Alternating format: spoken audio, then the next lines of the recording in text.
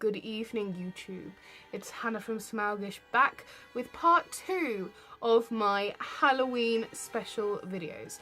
And this video is going to be all about some of my favourite horror films. Now, I've tried to work it into a top 5 for you, so I have 5 here, but there are some others that I would really like to mention, give a special mention to, because they're just worth it. Some that I don't have my copies of to hand are Bram Stoker's Dracula, Hellraiser, Repo the Genetic Opera, which I think is really a horror film, The Conjuring and The Conjuring 2 are great films, The Witch, and all of the Romero zombie films. They're just some absolute sort of highlights, key highlights that I would like to mention. 2 others that I would like to have a quick honorary mention of before I get to my top 5. Murnau Nosferatu, so the classic, original, a symphony of horrors. It is kind of weird if you go into it, because obviously it's a silent film, so there's just acting, there's no talking, there's acting and music and dialogue cards, but it is just amazing, and the imagery and the sort of depiction of the vampire of Nosferatu, Count Orlok, is just a classic, so I needed to mention that one. The other one I needed to mention is a very, very recent favourite of mine, but because it's Halloween, I feel like I need to mention it, and it's Trick or Treat. This movie is so much fun. It's a little bit scary in parts, but really it's just a lot of fun. It's funny, and it's an anthology, so there's lots of different stories in one. It's just a great film. It's just a great fun film. The lead character, Sam, is really cute. And there's some really good actors in there, like Anna Paquin, Brian Cox. There's just some really good actors in there. So, yeah, Trick or Treat. The other one that I needed to mention that I can't believe I just forgot, because I mentioned Bram Stoker's Dracula, Mary Shelley's Frankenstein, and Interview with the Vampire. Like, how could I not mention Interview with the Vampire? That's an amazing film. And The Craft, but that's not really horror. Anyway, on to my top 5s. Now the first one, this actually is the sequel, the case I'm holding up. What I'm talking about is the original, and that is The Woman in Black. So this is the case for the sequel. I think someone's borrowed my copy of the original with Daniel Radcliffe and that, and hasn't given it back to me because I can't find it. But this is The Woman in Black, which is based on the stage play, which is based on the book by Susan Hill, and that film is one of the best films, in my opinion, ever made in any genre. Cinematographically, it's beautiful, it's shot amazingly well, it's so sinister and atmospheric, and it's scary. Like, I mentioned in my last video, but I have a very overactive imagination, and what I love so much about that film, and I mean it's a Hammer horror film, so you know it's going to be good at that, is that it keeps you guessing, and every time I watch The Woman in Black, I see something that I didn't notice before. You know, there's something new there.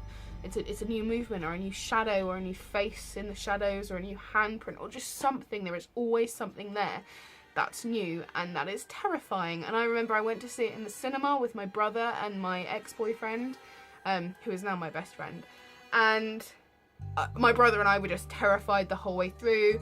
And then we watched it again when I got it on DVD, and it was the middle of the day and the sun was blaring through the windows, and we were still terrified. It's just such a beautifully, beautifully made film. So cleverly made, so well done. It's just not a pleasant experience for me to watch it, but I love it all the same. So that is definitely in my top 5. The next film, again, is another recent favourite, but it is a classic, and I can't believe it took me so long to watch it, but I absolutely love it. I'm obsessed with this movie. An American Werewolf in London. Okay, some of the effects look a little bit dated now, but I love them. I think it's so bloody clever how they did it. And I remember one of my favourite things to do in Universal Studios, because I love to go to Orlando, we've been a few times. One of my favourite things to do is the horror makeup show, and they have the animatronic, because they made an animatronic for that iconic transformation scene, and they show you the animatronic of his snout lengthening and everything, and it's just so, it was so groundbreaking, the effects of that film. John Landis and everything that he did, it was incredible, and again it has that iconic werewolf transformation. And I think a lot of what we know and what we think about and what we imagine about werewolves came from the original Wolfman, which again is an absolute masterpiece of a movie. I love Universal horror films. You all know I love Universal horror films. The Wolfman is great, but I think a lot of also what we know and what we think and all of that idea and mythology we get from this movie.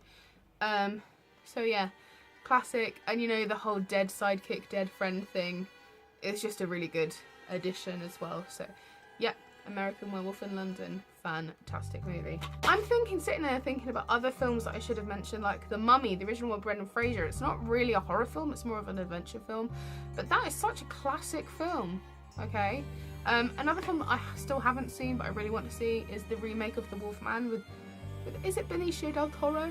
It has Emily Blunt and Anthony Hopkins in, I know that much, but yeah, I want to see that as well. But the original Wolfman is great. Speaking of Universal horrors, here's the first of two in my top 10, and that is Dracula with Bela Lugosi, who, as we all know, Bela Lugosi's dead, the bats have left the bell tower, the virgins have all been bled, blah blah blah blah, but Bela Lugosi is alive and well in his legacy as Dracula.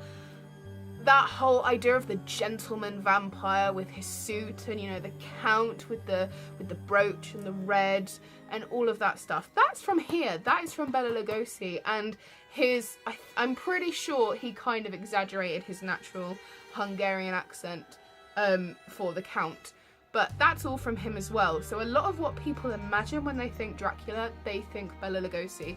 And again, it's such a beautiful film.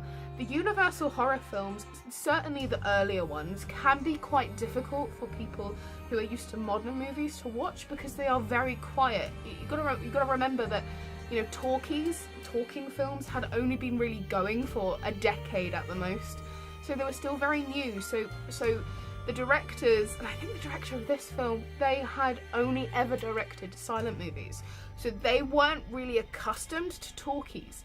So there's lots of silence, but I think that adds to the atmosphere. There's lots of brooding moments and long shots, and there's lots of shots of Dracula making funny faces to like hypnotize people, but I just think that adds to the effect, and the black and white adds to the effect as well, because I think a lot of where some of those sort of 50s, 60s, 70s horror films really like fall down is when they have really over the top bright red blood. Obviously there's not much blood in this one because it's from the 30s. That would have been a little bit too much, but it's just a classic, an absolute classic, and I still get chills. I remember the first time I ever saw this movie, and it uses Swan Lake in the title sequence, and chills went up my spine. I must have been about 10 or 11 years old. Chills went up my spine, and they still do every time I put this movie on. So yeah, that's in my top 5. Now this film, I have a special place for it in my heart, the whole franchise really, and I have to mention it. And again, it's Halloween, but it is one of my top horror movies of all time, and that is Halloween, John Carpenter's Halloween. I'm not a huge fan of slasher films. I like Friday the 13th, I like Nightmare on Elm Street, but a lot of those slasher films, I don't like Texas Chainsaw Massacre, I don't like those kind of movies, but I freaking love the Halloween series. I just think I like Michael Myers. I used to have a recurring series of dreams when I was like 13 or 14, but I was married to Michael Myers. And I don't mean Mike Myers, the Canadian actor. I literally mean Michael Myers. I was married to him. It was a very strange series of dreams. But yeah, I've been a little bit obsessed with the Halloween movies, the whole series. apart from the weird ones where they really deviate and go a little bit crazy, I don't think there's a bad one in the bunch. I would watch them all. Not so secret soft spot for Halloween Resurrection, because it is really funny. And I have good memories with one of my friends from school. The thing we used to do together is she would come over for sleepovers. We'd go to Blockbusters, if you can remember that.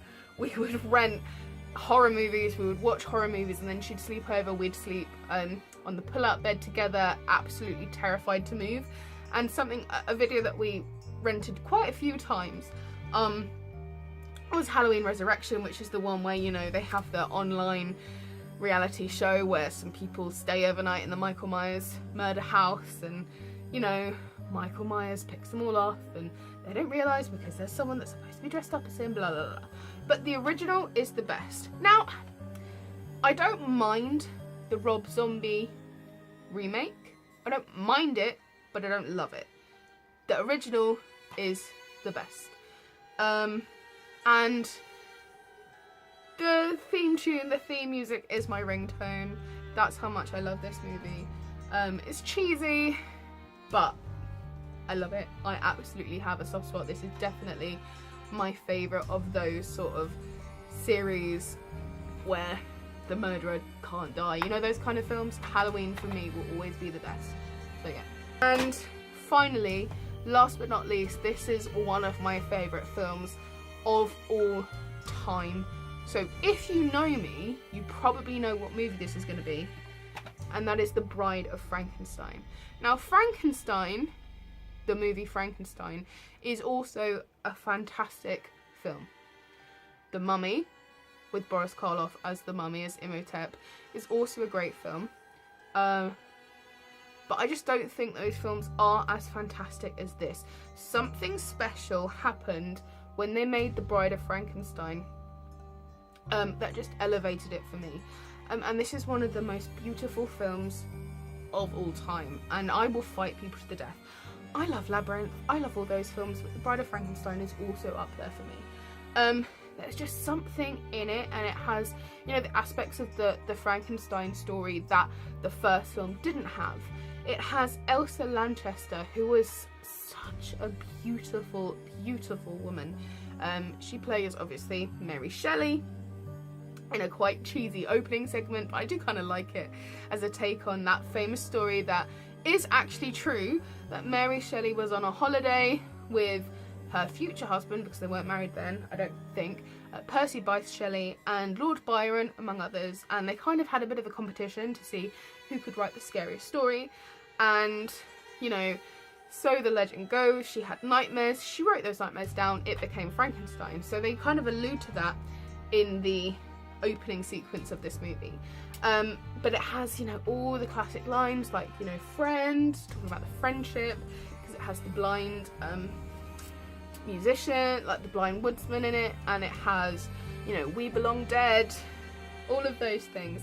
It's just an absolute classic film. I can't speak more of it, and it's being remade. Obviously Universal Studios are rebooting their monster movies with the Dark Universe. We've had The Mummy with Tom Cruise, which wasn't an awful film, but it wasn't great.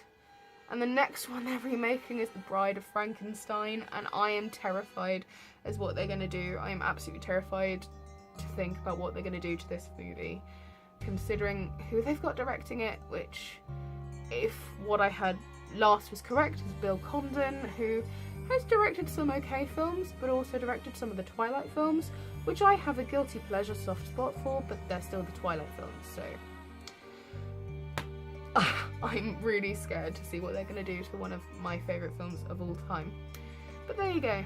Bride of Frankenstein is just a quintessential, you must absolutely watch if you're having any kind of horror movie marathon. It's just, you just have to. And those were my top 5 and a few others horror films that I thought you could use if you're thinking about what you want to do for Halloween, if you're having a quiet one, or you just want to watch some horror movies because it is the season, to help yourself feel nice and festive. Those are my suggestions.